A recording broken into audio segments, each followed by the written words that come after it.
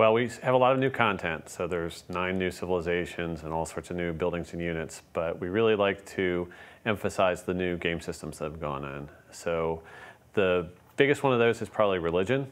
Right at the beginning of the game, civilizations can start to worship a pantheon of gods, which gives them one new gameplay benefit. And it just kind of builds from there throughout the medieval and Renaissance periods. We really are excited about that system because it allows players to customize their strategies. When we released Civilization V, we had completely rewritten the combat system. We had completely rewritten the diplomatic system.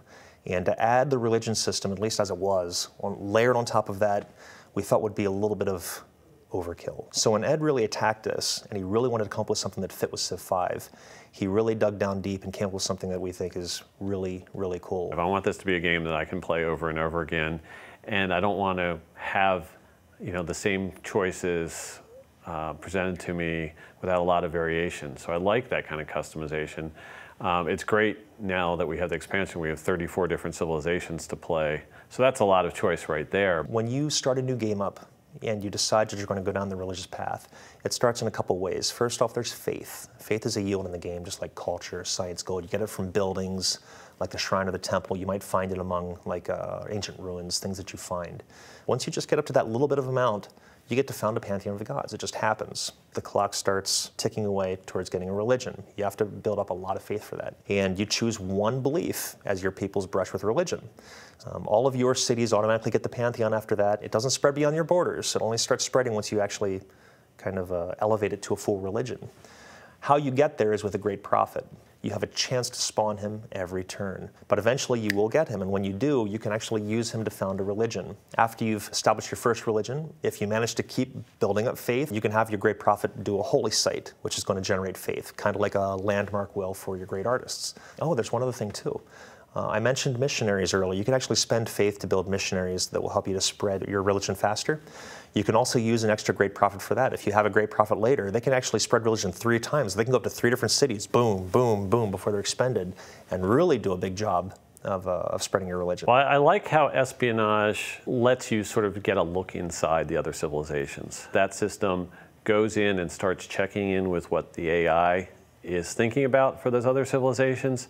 And if your spies have been there long enough and are of a high enough rank, you start to get little tidbits of information about what they might be planning. They can also rig elections. So every 12 turns, what they do if they're unopposed, if there's no other enemy spies in those city-states, is they'll increase your influence a little bit and drop everybody else's a little bit.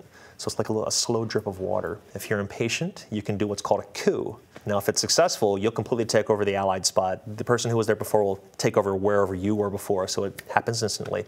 And if you're not successful, your spy's executed. You lose all your influence. Generally makes a mess of things, but it's for the gamblers out there. I'm a gambler, so I use the button a lot. They have a chance to do a few things. They can either steal a tech, because the more science that city is generating, the faster your spy is going to steal tech, and you'll be able to watch the bar in your espionage UI. And once it fills up, he'll have stolen a tech, and it'll come into being, and bam, you have it, and then he'll start doing it all over again. That's great because it brings the rest of the world that's going on in the civilization game to life more. You can sort of get the secret plans and thoughts of the other leaders through the espionage system, so that's really what I love. We've always been in an ongoing fight with the game itself to make naval a really compelling part of the game.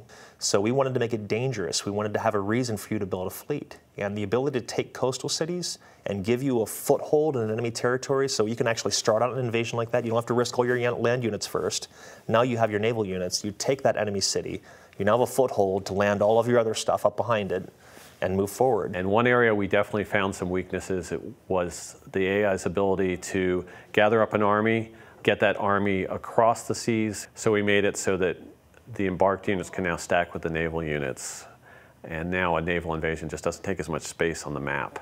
We've also tried to fill in some holes in terms of nothing between the trireme and the caravel. So we added the galleass, which is a ranged Renaissance era ship, and that's actually the first ship that gets a ranged attack capability. It's kind of really nice when you get to that one. But I've done a lot of work on the AI it takes to actually gather these fleets together, how they're grouped, how they're sent out, and he's made it efficient by probably over 100%. So they're doing it twice as fast as they were before. The way that they're grouping their fleets together is working much better than it has before.